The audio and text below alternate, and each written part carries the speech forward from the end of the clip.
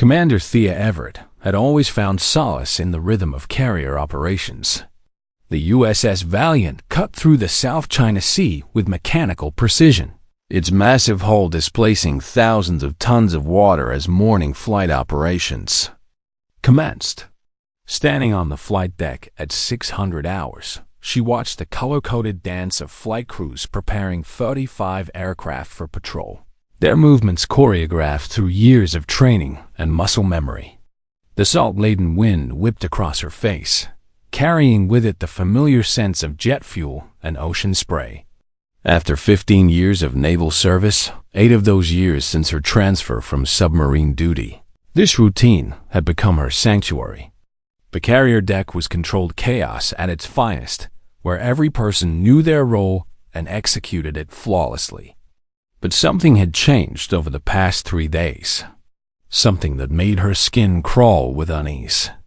Lieutenant Commander Rafferty approached with uncharacteristic formality, his usually relaxed demeanor replaced by the rigid posture of someone delivering unwelcome news. The group of junior officers nearby had fallen silent the moment they noticed her approaching, their hushed conversation dying away too abruptly to be coincidence.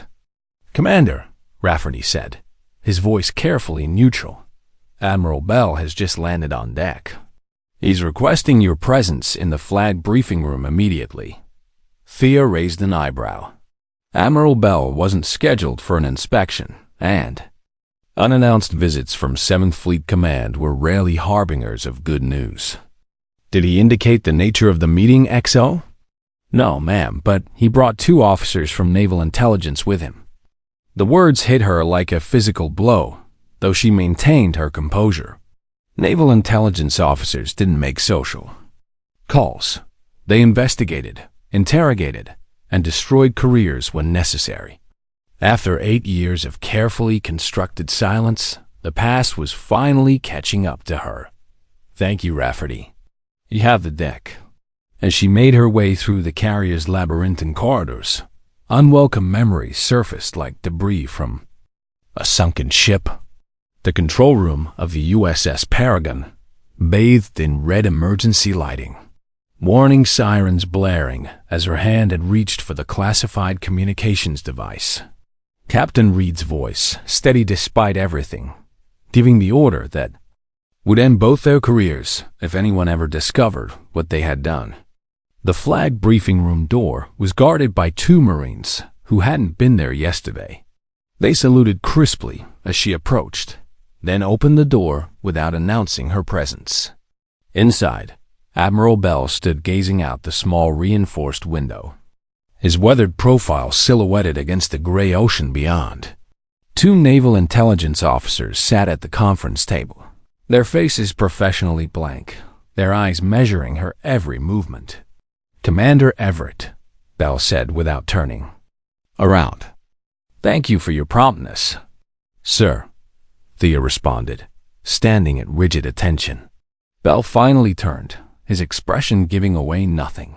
In that moment, she saw her career flash before her eyes.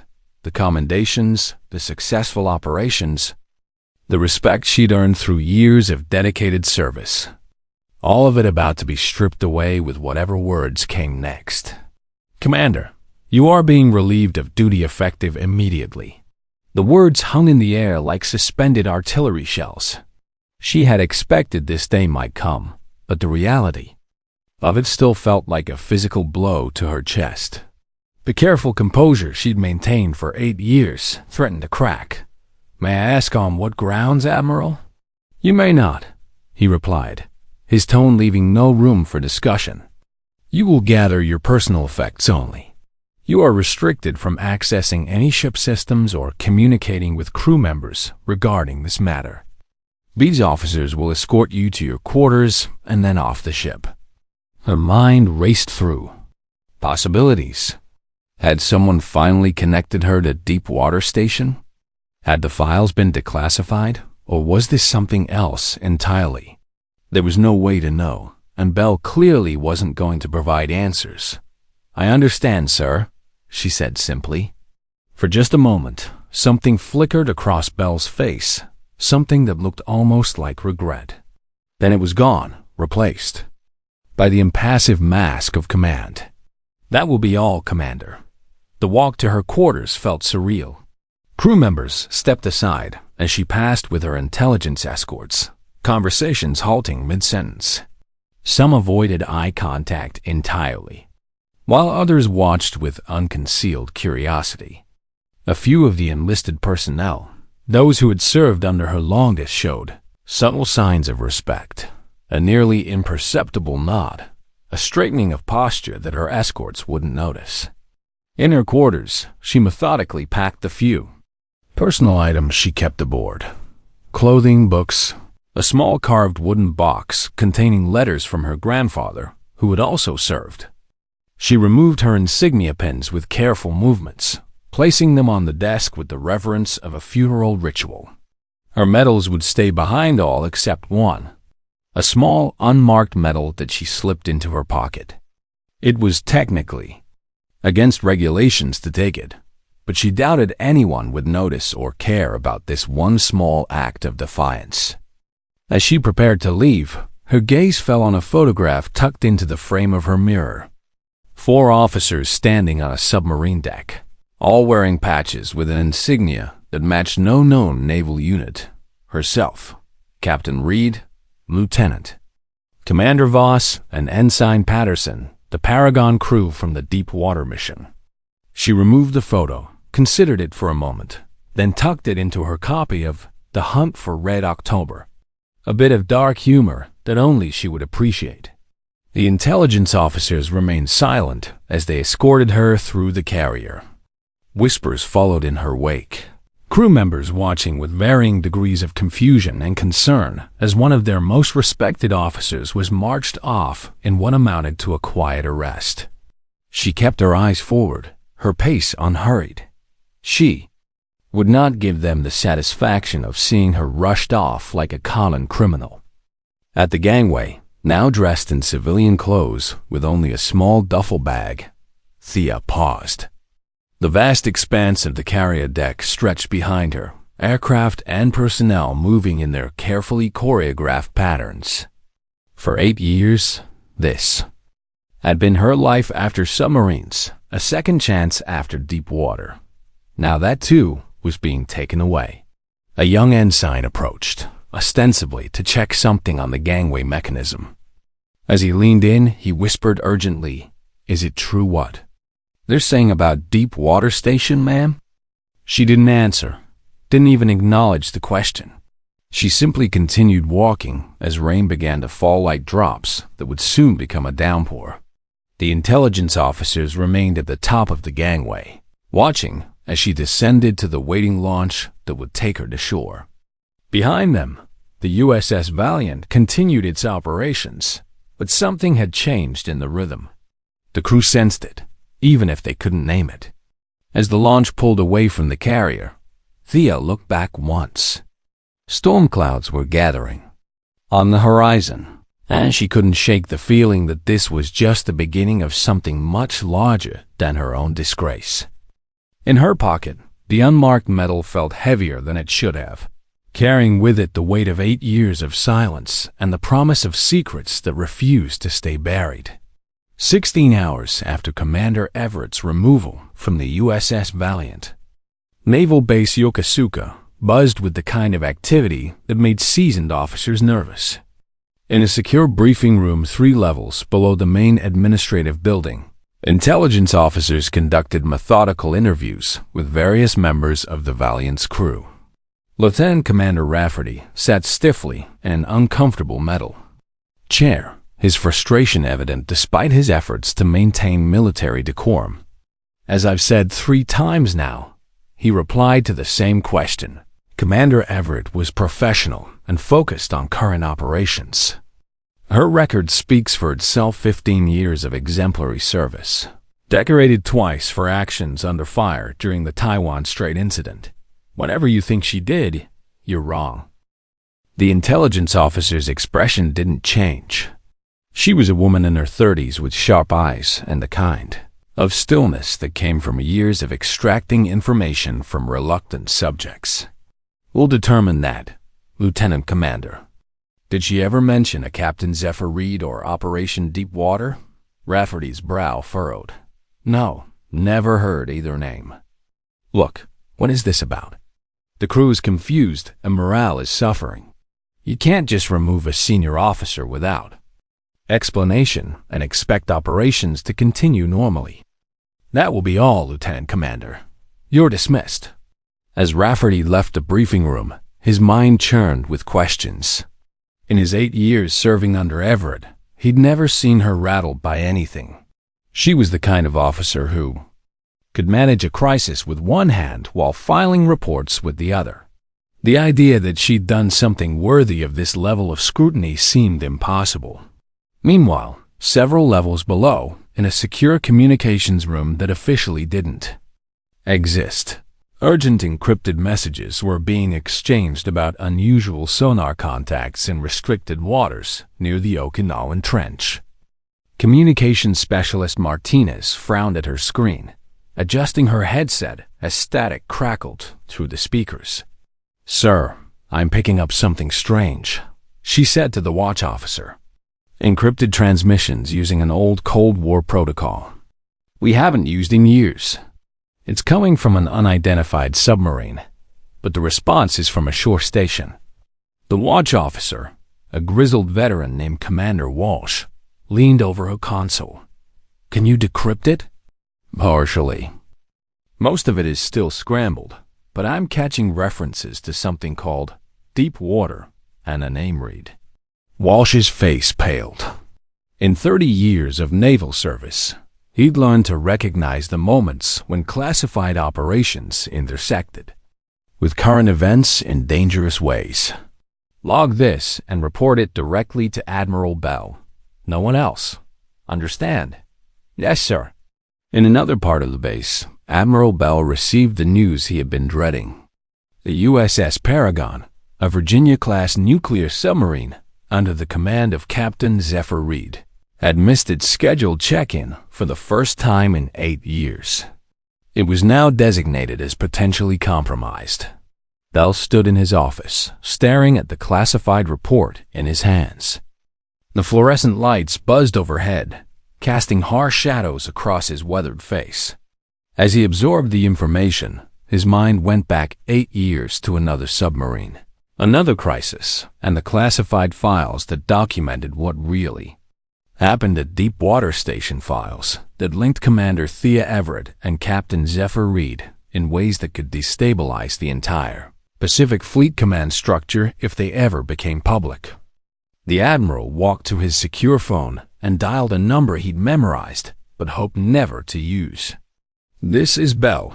Authorization code Tango 77 Alpha. I need a full search initiated immediately.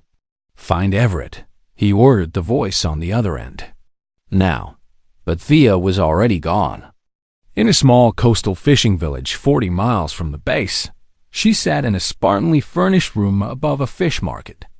The smell of salt and seaweed permeated the air, mingling with the distant sound of waves against the rocky shore. A shortwave radio sat on the table before her, its antiquated dials and switches a stark contrast to the sophisticated communications equipment she'd grown accustomed to aboard modern naval vessels. The radio crackled with static before a voice came through, distorted but unmistakably familiar. "Trench 7 Echo, confirm receipt." Thea picked up the microphone, her hand steady despite the magnitude of what she was about to set in motion. "Confirmed. Paragon. Valiant mission scrubbed. Moving to contingency. Understood. Weather forecast indicates surfacing conditions tomorrow at 0700. Prepare accordingly." The transmission ended, leaving only the white noise of empty frequencies. Thea sat back in her chair, staring out the window at the dark sea beyond. Somewhere out there, Captain Reed was bringing the Paragon toward the surface, toward a confrontation that had been 8 years in the making. She thought about the young ensign who had whispered to her on the gangway, about Rafferty's confusion and frustration, about the crew of the Valiant who were probably lying. in their bunks tonight wondering what their former commander had done to deserve such treatment. They deserved to know the truth, but the truth was buried under layers of classification and political expediency. 8 years of silence.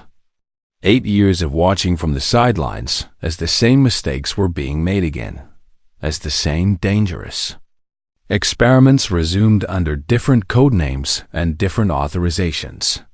8 years of carrying a secret that could prevent disaster, but only at the cost of destroying everything she'd worked for. Tomorrow, that silence would end. Tomorrow, the Paragon would surface in restricted waters, breaking every protocol in the book. And the truth about Deepwater Station would finally come to light, no matter the cost to her career, her freedom, or possibly her life. She reached into her pocket and pulled out the unmarked medal, holding it up to the lamplight. The medal was worn smooth in places, testament to the years she'd carried it as a reminder of what she'd done and what she'd lost. Soon, it would either be vindicated or become evidence in her court-martial. Outside, lightning flashed across the horizon, illuminating storm clouds gathering over the sea. The weather was turning, and Thea couldn't help but think it was appropriate for what was to come. In her mind, she could hear Captain Reed's voice from 8 years ago. Sometimes the only way to save the ship is to break it first. Tomorrow, they would find out if he was right. The emergency lights in Naval Command Center Yokosuka cast an ominous red glow across the faces of concerned officers as they huddled around digital displays, showing real-time satellite imagery of the Western Pacific. Admiral Bell stood with his hands clasped behind his back, his expression grave as the tactical situation developed before his eyes. "The Paragon has gone completely dark," reported Captain Hernandez, the tactical officer. "Last known position was here, approximately 80 nautical miles southeast of the Okinawan Trench. That's a restricted zone, Sir designated for deep water acoustic testing." Bell's jaw tightened. The acoustic testing. Of course it would come back to that. And Captain Reed has made no attempt to establish communication. "No, sir. We've tried all standard channels and emergency frequencies. Nothing." In a smaller room adjacent to the command center, intelligence analyst Parker sifted through classified files, her security clearance temporarily elevated by Admiral Bell's direct order. The computer screen glowed blue-white in the darkened room as she searched through decades of archived operations. She paused as her search algorithm flagged a connection that had previously been buried under layers of redaction. "Operation Deep Water," she murmured, opening the file. Most of it remained heavily classified, but she could see that both Commander Thea Everett and Captain Zephyr Reed were listed as primary officers involved in what was officially documented as a deep water training exercise 8 years prior. The dates coincided with a period when the Okinawan Trench had been completely closed to all naval traffic, even American vessels, for what was publicly stated as environmental research. Parker clicked through to personnel assignments following the operation. Every officer and enlisted person who had been aboard the submarine during Operation Deepwater had been reassigned within 2 months, scattered across different commands, different oceans, including Everett, who had been transferred from submarines to carrier duty, an unusual lateral move for an officer who had been on the fast track for submarine command. They broke up the entire crew, she realized, scanning the transfer orders. Whatever happened out there, they wanted to make sure no one could talk about it. Meanwhile, Thea made her way through the small fishing village as dawn light began to break over the eastern horizon. She wore simple civilian clothes, a canvas jacket over a plain shirt, nothing that would mark her as military. The old fisherman waited at the end of the pier as arranged, his weathered hands securing lines on a small boat that rocked gently in the growing swells. "Storm coming," he observed in accented English as she approached. "Bad day for sailing." "All the better," Thea replied, handing him an envelope thick with cash. fewer eyes on the water. The old man nodded, pocketing the money without counting it. Trust born of mutual need. You military? Yes. Like the others? Thea paused. 1 foot already on the boat's gunwale. What others? Americans. Last month. They come in big ship, go out to deep water, stay for days. Make much noise underwater. Fish not come back for 2 weeks after. She frowned, pieces of a larger puzzle beginning to click into place. Did they say what they were doing? The fisherman snorted. They say nothing. But my sonar for finding fish schools, it break when they there. Too much noise underwater. He tapped his temple knowingly. I know what they do. Same as before. The experimental acoustic testing had resumed, just as she and Reed had feared. And if the Paragon was headed where she thought it was, then the situation was even more dire than she'd realized. We need to go, she said. Now. Back at Naval Command, the crisis escalated dramatically as new information flooded in.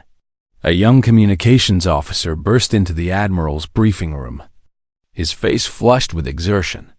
Sir, the Paragon has surfaced. Bell's head snapped up. Where? Directly over the Okinawan Trench, sir. In the middle of the restricted testing zone.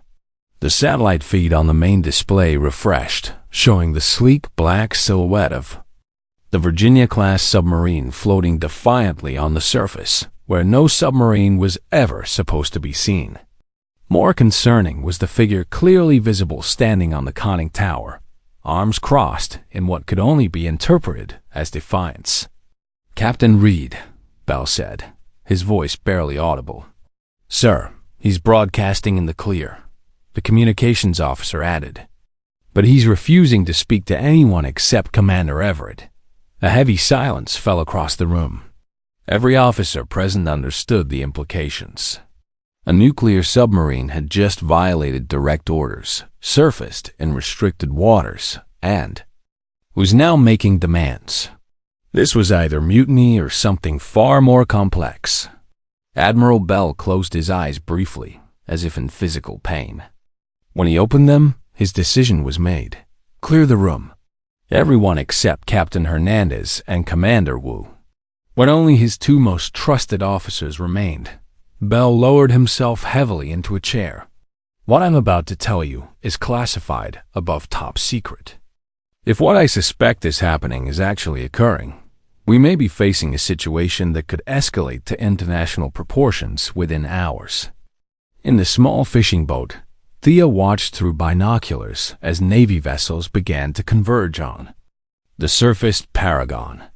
The submarine sat defiantly on the surface, its black hull gleaming in the morning sun, a stark contrast to the churning gray sea around it. 8 years, she murmured to herself. 8 years of silence, and now this. As the boat drew closer, her mind went back to that fateful mission. She had been Lieutenant Commander Everett then, second in command of the USS Paragon under Captain Reed. They had been assigned to monitor what was supposed to be routine deep-water acoustic testing, new sonar technology being developed to track increasingly sophisticated Chinese submarines. But what they discovered was far from routine. The acoustic devices being tested weren't detection systems at all. They were weapons designed to create targeted seismic disturbances that could potentially destabilize underwater terrain. In the wrong location, such weapons could trigger undersea landslides or even fault line shifts. The potential for catastrophic tsunamis affecting millions of coastal residents was enormous.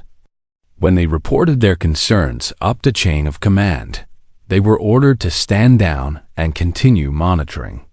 The test continued, and then came the day when the readings went critical, indicating an imminent collapse of a section of the trench wall. Reed had ordered her to shut down the test equipment remotely, using emergency override codes that were only supposed to be used in cases of immediate threat to American lives. They had prevented a disaster, but in doing so, they had directly violated explicit orders from Naval Command. The aftermath was swift and absolute. The entire incident was classified. The crew was separated and scattered to different assignments. Reed was allowed to keep his command only because his family connections ran deep in the Navy's upper echelons. But he was watched carefully and kept away from sensitive operations. Thea was moved to carrier duty, away from the deep-sea operations, where she had built her reputation and planned her future. It was presented as a promotion, but she knew better. It was exile.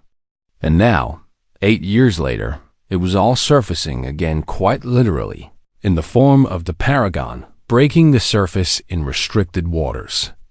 As their small boat approached the perimeter established by the Navy vessels, a patrol boat moved. To intercept them, the voice over the radio was crisp and official. "Civilian vessel.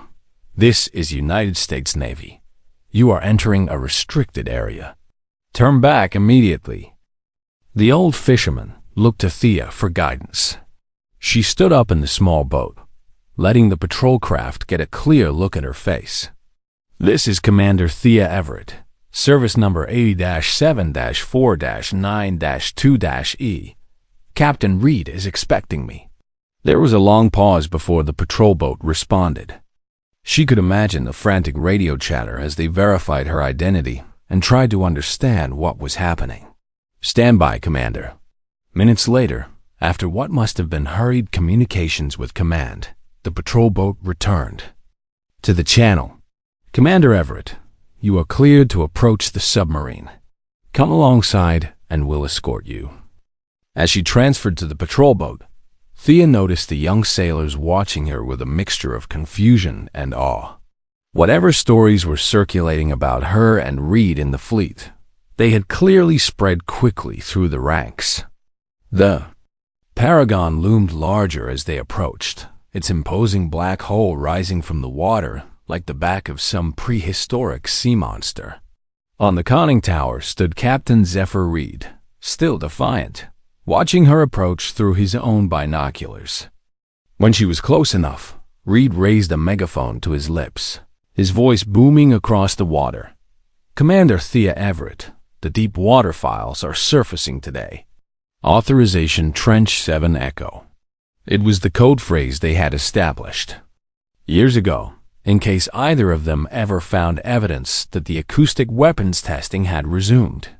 The phrase that meant the time for silence was over. Thea felt a chill that had nothing to do with the spray of seawater as the patrol boat bounced through the swells. 8 years of carefully maintained silence was about to be shattered, and there would be no going back. As she climbed the ladder to the submarine's deck, she realized that her old life, the life of compromise and careful navigation around classified truths, was ending. Whatever came next would be built on a foundation of truth, no matter how much it cost her. The storm clouds on the horizon were moving closer, and the sea was beginning to show whitecaps. Nature itself seemed to be preparing for what was to come. As Thea climbed the final steps to the Paragon's deck, Captain Reed extended a hand to help her up. His face was grim, the lines around his eyes deeper than she remembered, carved by 8 years of carrying the same burden she had borne. "It's worse than we thought, Thea," he said without preamble, his voice low enough that only she could hear. "They've resumed testing, but the scale has increased tenfold. They're targeting the deepest part of the trench now. The low decks." The Paragon's control room was tense but orderly. The crew stood at their stations with the rigid posture of people who knew exactly what was at stake. As Thea entered, they snapped to attention, a gesture of respect that felt both familiar and foreign after her disgrace aboard the Valiant. "At ease," Reed ordered, then turned to her. "Commander Everett, most of these officers and enlisted personnel served at Deepwater Station. They all know what happened there, and they've all chosen to be here today, knowing the potential consequences." Thea nodded to the crew, recognizing several faces from 8 years ago. Lieutenant Commander Voss, now showing gray at his temples.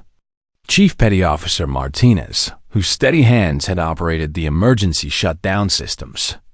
Ensign Patterson, no longer an ensign but still carrying the same intensity in his eyes.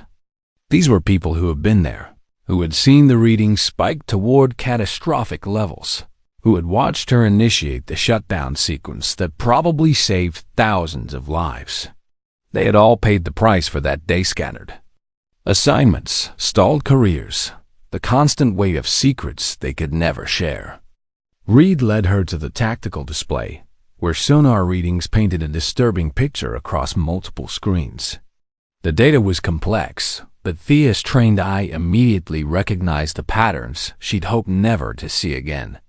The acoustic signatures are unmistakable, Reed explained, his finger tracing the wavelength patterns on the display. They've deployed a network of devices along this section of the trench, creating a resonance pattern that amplifies the effect exponentially. According to our geologists, if they continue at this intensity, they could trigger a collapse that would affect the entire Western Pacific Basin. Thea studied the data, her worst fears confirmed. The readings were nearly identical to what they had seen 8 years ago, but the magnitude was terrifying. Tsunamis, she said quietly. Multiple waves affecting coastlines from Japan to the Philippines. Potentially hundreds of thousands of casualties. Reed's voice was tight with controlled anger. And the worst part? The Chinese know about it. They've been monitoring the tests from their deep water stations. If disaster strikes, they'll assume it was a deliberate attack. We could be looking at the trigger for a major international conflict. The implications were staggering. Not just an environmental catastrophe, but potentially the spark that could ignite a war between nuclear powers. The weight of that possibility settled on Thea's shoulders like a physical burden. We've gathered all the evidence, Reed continued, leading her to another console where encrypted files were displayed. Sensor logs, acoustic signatures, geological survey data, communications intercepts. We're prepared to broadcast it simultaneously to multiple international naval commands, bypassing our own chain of command entirely. Thea looked around at the faces of the crew. Each one was risking everything they had worked for, everything. They had built over years of dedicated service. You all understand what you're risking. This is mutiny by any legal definition. Chief Martinez stepped forward, his weathered face resolute.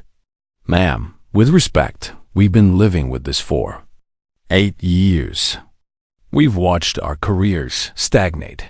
Our families question why we've been passed over for promotions, why we've been given assignments that don't match our abilities.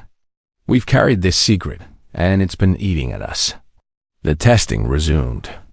6 months ago, Lieutenant Commander Voss added, we've been monitoring it, documenting it, watching the intensity increase. When we realized they were targeting the same fault lines we identified 8 years ago, we knew we had to act. Ensign Patterson, now a lieutenant, spoke up from his position at the communications console. Captain Reed tried to report it through official channels. He was told to stand down and mind his own business. That's when we knew the same people who buried the truth 8 years ago were still in control. Reed placed a hand on Thea's shoulder. The question is, are you with us? She thought about her grandfather's letters, still sitting in the wooden box in her quarters aboard the Valiant. He had written about moments in his own naval career when he had been forced to choose between following orders and following his conscience. He had written about the weight of command, about the responsibility that came with knowledge that others didn't have. She thought about the young sailors aboard the Valiant, going about their duties with trust that their commanders were making decisions in their best interests. She thought about coastal communities across the Pacific, people living their lives with no knowledge of the potential disaster brewing beneath the waves. Without hesitation, she stepped to the communications station. Let's bring deep water into the light. It's time. Together, they activated the secure broadcast system. The evidence they had gathered years of careful documentation, sensor readings, geological analyses, and communications intercepts began transmitting to naval commands across the Pacific region. Not just American commands, but allied nations. And, crucially, the Chinese fleet headquarters. The truth about Operation Deepwater, buried for 8 years under layers of classification and political expediency, was finally surfacing. Like the Paragon itself, it was breaking protocol because some things were more important than the chain of command. As the data transmitted, Reed checked his watch. Estimated time to full broadcast completion, 47 minutes. After that, there's no taking it back. Thea nodded, feeling a strange sense of relief mixed with apprehension. For 8 years, she had carried the weight of this secret. Now, finally, that weight was being shared with the world. Whatever happens next, Reed said quietly, at least we won't be silent anymore. Outside, more Navy vessels had arrived, surrounding the Paragon in a ring of steel. The storm clouds that had been gathering on the horizon had moved closer, casting the scene in premature twilight. Thunder rumbled in the distance, as if nature itself was acknowledging the gravity of what was unfolding in the deep waters of the Okinawan Trench. Through the periscope, Thea could see the faces of officers aboard the surrounding vessel's confusion, concern, and growing understanding as the broadcasted evidence reached their commands. The truth was spreading like ripples across still water, and soon there would be no containing it. The silence that had defined her life for 8 years was finally breaking, and she realized that the real storm was just beginning. 3 days after the Paragon surfaced, the Pentagon War Room hummed with urgent activity that extended far beyond normal crisis management. Massive screens displayed seismic data, international naval movements, and diplomatic communications flowing in from across the Pacific Rim.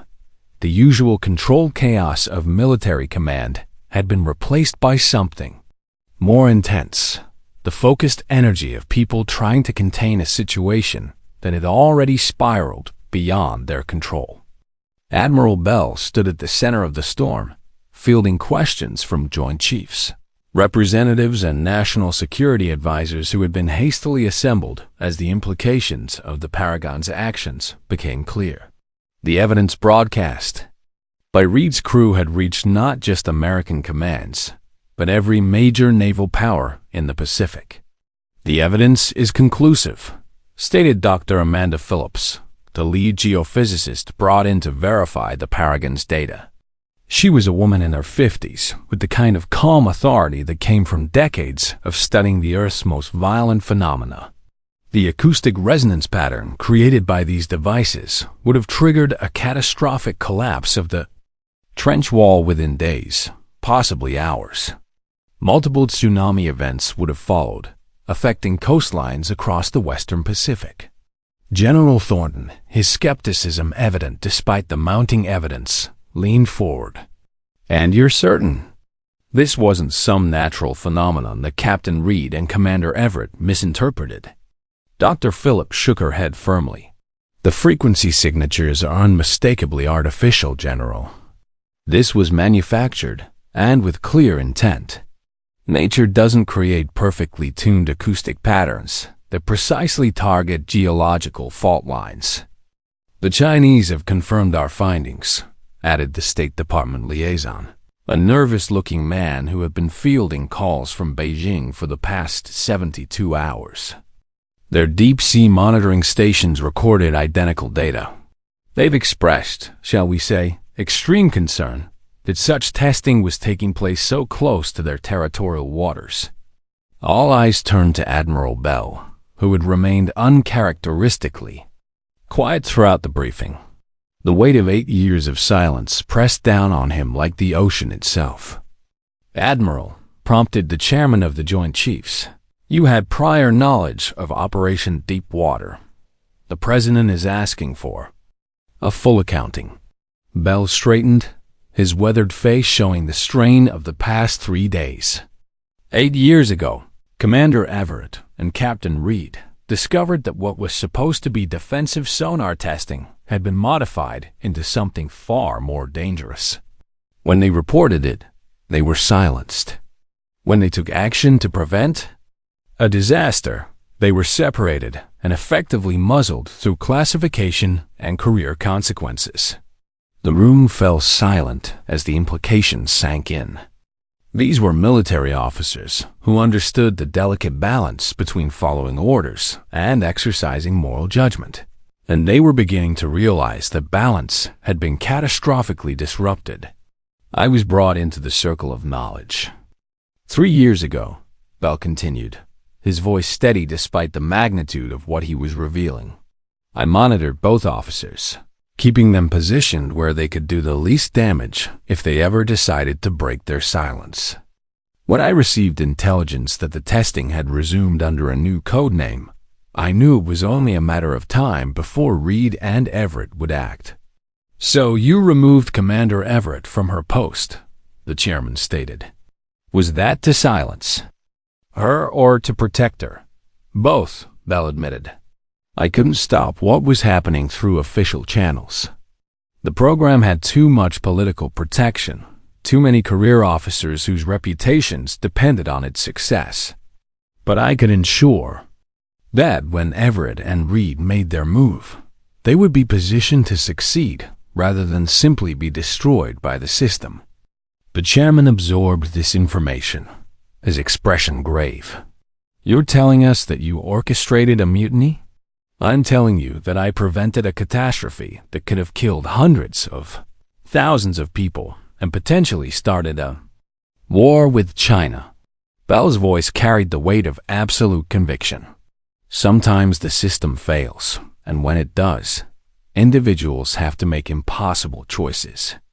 Meanwhile, in a military tribunal chamber at Naval Station Pearl Harbor, the crew of the USS Paragon sat at attention as preliminary proceedings began. The courtroom was packed with officers, journalists, and observers who understood they were witnessing a historical moment.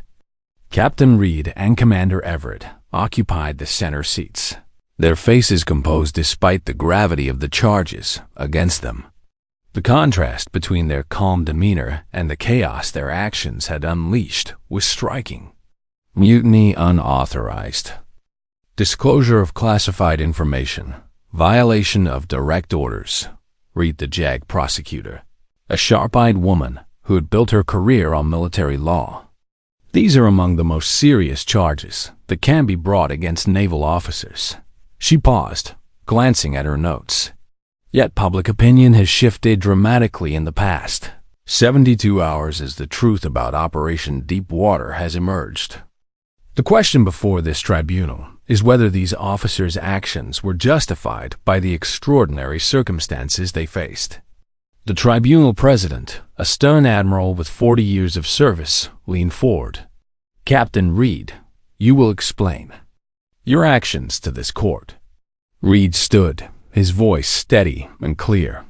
8 years ago, while commanding the USS Paragon during what was classified as a routine acoustic testing operation, my crew and I discovered that the technology being deployed was capable of triggering seismic events. When we reported this up the chain of command, we were ordered to continue monitoring without interference. He paused, glancing at Thea before continuing. "When our sensors indicated an imminent trench collapse that would have caused devastating tsunamis, I ordered then Lieutenant Commander Everett to use emergency override codes to shut down the test equipment. She followed my orders, preventing a disaster that would have cost thousands of lives. And for this, you were punished?" the tribunal president asked. "We were separated, silenced, and threatened," Reed confirmed. "The entire incident was classified, above top secret. We were told that if we ever spoke of what happened, we would face court-martial and imprisonment." The JAG prosecutor stepped forward. "If I may, Admiral, we have obtained the previously redacted files concerning Operation Deepwater. They confirm Captain Reed's account." The redacted files appeared on screens throughout the chamber, page after page of previously blacked out text now revealed in full. documenting the true nature of the acoustic weapons testing and the deliberate suppression of Reed and Everett's concerns. We also have testimony from Admiral Bell, the prosecutor continued. He confirms that his recent actions, including the removal of Commander Everett from the USS Valiant, were part of an effort to position both officers where they could take action when the testing inevitably resumed. The tribunal president's expression remained unreadable as he turned to Thea. "Commander Everett, do you wish to make a statement to this court?" Thea rose, her posture perfect, her voice clear and unwavering. "I stand by my actions both 8 years ago and 3 days ago. The oath I took was to defend this nation against all enemies, foreign and domestic. Sometimes the greatest threat comes not from external forces, but from within our own institutions when they lose sight of their purpose." She reached into her pocket and withdrew the small, unmarked medal she had taken from her quarters on the Valiant. "This was given to me secretly by Admiral Harrison, who knew the truth about Deep Water Station, but couldn't acknowledge it publicly. He told me that sometimes the greatest acts of service are the ones that can never be recorded." The unmarked medal gleamed under the chamber lights, a small circle of silver with no insignia, no ribbon, nothing to identify its purpose or meaning. Yet its significance was clear to everyone present. I wore this for 8 years as a reminder of what we did and what it cost us, but also as a promise that if the situation ever arose again, I would not remain silent while innocent lives were at risk. 3 weeks later, the reverberations from the Paragon incident had fundamentally altered the political landscape of Naval Command. In a formal ceremony aboard the USS Roosevelt, the Secretary of the Navy stood before assembled officers and dignitaries, the Pacific Ocean stretching endlessly behind them. Captain Reed and Commander Everett stood at attention in their dress whites, their expressions solemn but resolute. The media presence was unprecedented. This wasn't just a military ceremony, but a public acknowledgement of events that had captured international attention. It is the finding of this Navy that Captain Zephyr Reed and Commander Thea Everett acted with the highest standards of courage and integrity in circumstances that tested the very meaning of duty, the Secretary stated, his voice carrying across the flight deck. Their actions, both 8 years ago and recently, prevented catastrophic loss of life and potential international conflict. He stepped forward, presenting each officer with a commendation that gleamed in the afternoon sunlight. By order of the President of the United States, Captain Reed and Commander Everett are hereby reinstated to full active duty with all rights and privileges. Furthermore, Commander Everett is promoted to the rank of captain, effective immediately. The assembled officers applauded as the Secretary pinned the new rank insignia on Thea's uniform. For the first time in 8 years, she felt the weight of silence lifting from her shoulders. The truth that had pressed down on her like deep ocean. Pressure was finally free, and she could breathe again. After the ceremony, Admiral Bell approached them privately, away from the cameras and crowds. "I owe you both an apology," he said quietly, his weathered face showing the strain of recent events. "I should have done more sooner." Reed shook his head. "You did what you could within the system, Admiral. Sometimes the system itself is the problem. Which is why I've been authorized to offer you a new command," Bell replied, looking directly at Reed. "A new task force focused on environmental security and monitoring of deep-sea testing by all nations, including our own. Complete transparency. International cooperation. No more buried operations." Reed glanced at Thea, a question in his eyes. "Only if Captain Everett is my executive officer." Bell smiled faintly, the first genuine expression of relief he'd shown in weeks. "Already arranged. The Valiant will be your flagship, Captain Everett. You report in 1 month." As they walked across the flight deck later that afternoon, Thea reflected on the strange turns her life had taken. From disgrace to vindication, from silence to testimony that had echoed around the world. The ocean breeze carried the scent of salt and possibility. "Strange how things work out," Reed commented, echoing her thoughts. "The truth has a way of surfacing eventually," she replied. "Like a submarine that's been running silent too long, eventually it has to come up for air." Behind them, the ceremony continued with speeches about accountability, transparency, and the courage to do what's right even when it comes at personal cost. The story of the Paragon crew had become a case study in military ethics, but for Thea, it was simpler than that. Some truths were too important to stay buried, no matter what the cost of bringing them to light. 1 month later, Captain Thea Everett stood on the flight deck of the USS Valiant, but this time as its commanding officer. The massive carrier moved through the same waters of the South China Sea, where, not long ago, she had been escorted off. In disgrace. The symmetry wasn't lost on her. The crew that had once watched her leave in silence now stood at attention, saluting as she walked the same path she had taken on that humiliating day. This time, there was no shame, no mystery, only respect in their eyes. On the flight deck, Captain Reed, now heading the new Environmental Security Task Force, waited for her.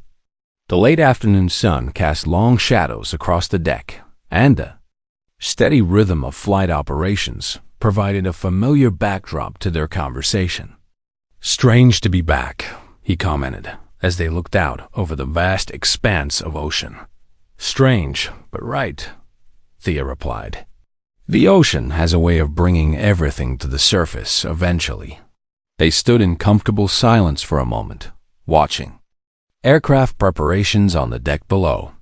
The sounds of coordinated activity, the roar of jet engines, the shouted commands of flight crews, the mechanical precision of a carrier in operation had once again become the soundtrack of her life.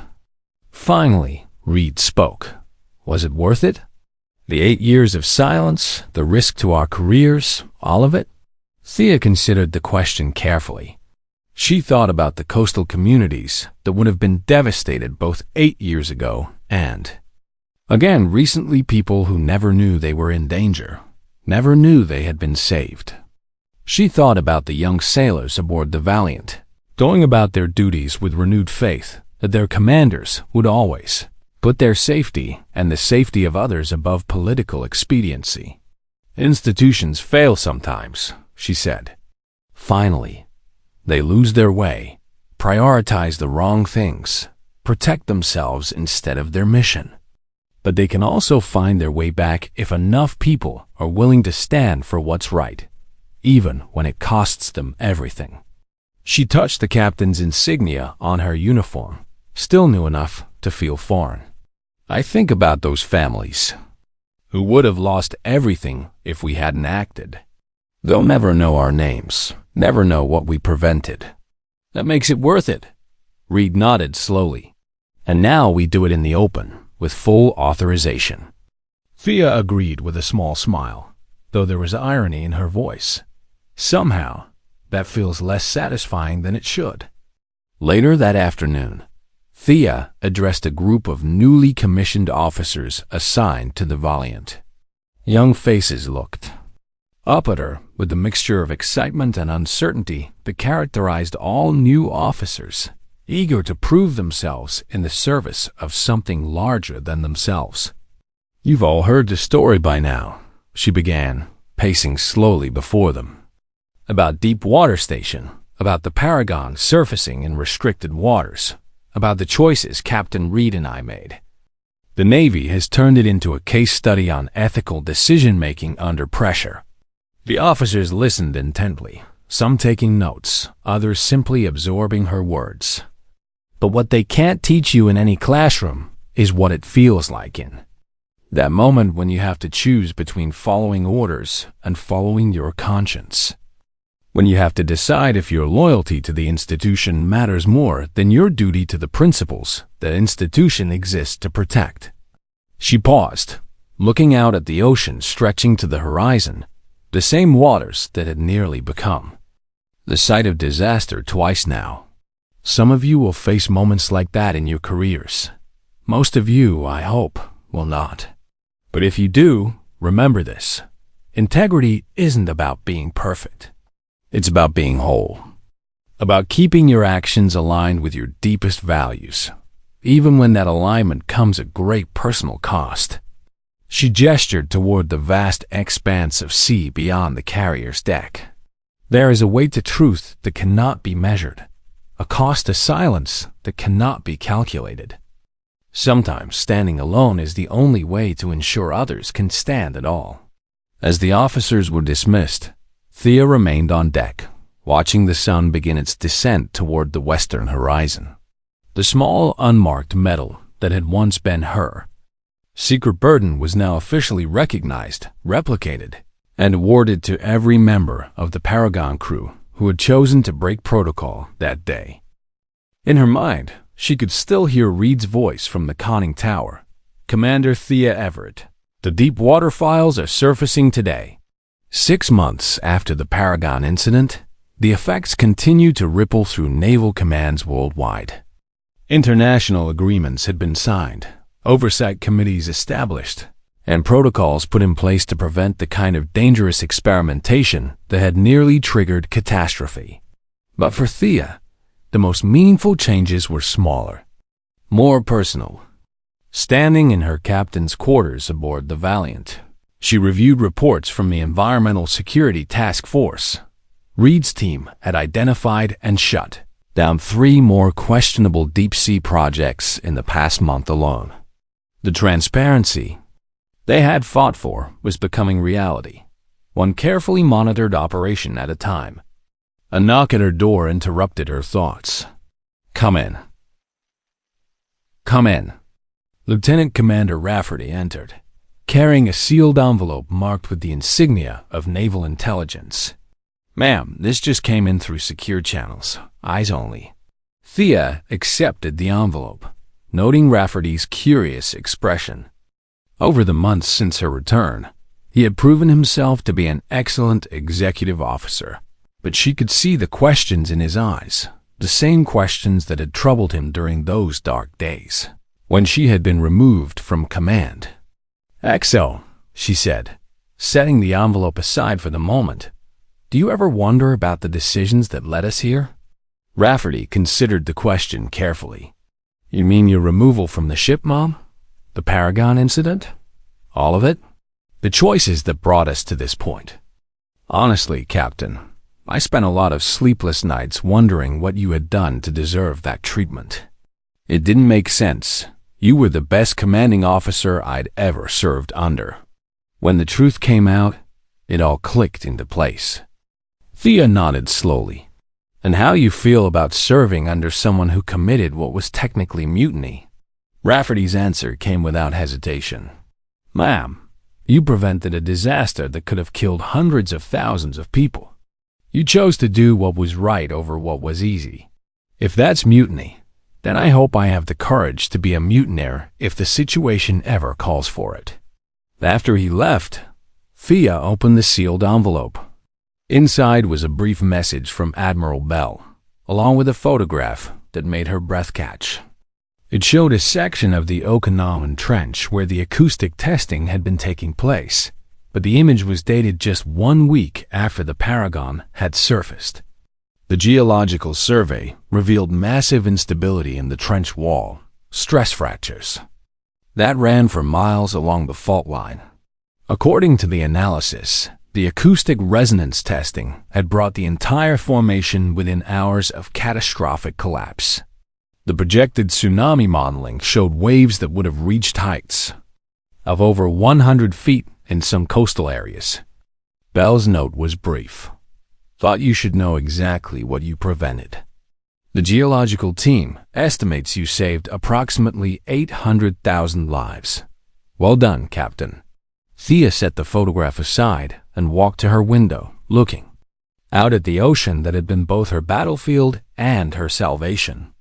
The Valiant moved steadily through waters that had once hidden a secret capable of destroying countless lives. Now those same waters carried ships dedicated to ensuring such Secrets could never again remain buried. Her grandfather's letters, now prominently displayed on her desk rather than hidden away, contained a passage she had memorized years ago. The sea keeps no secrets forever. Truth, like driftwood, always finds its way to shore. A communication. Alert chimed, and she turned to see Captain Reed's face on her secure monitor. Behind him, she could see the familiar bustle of a naval command center.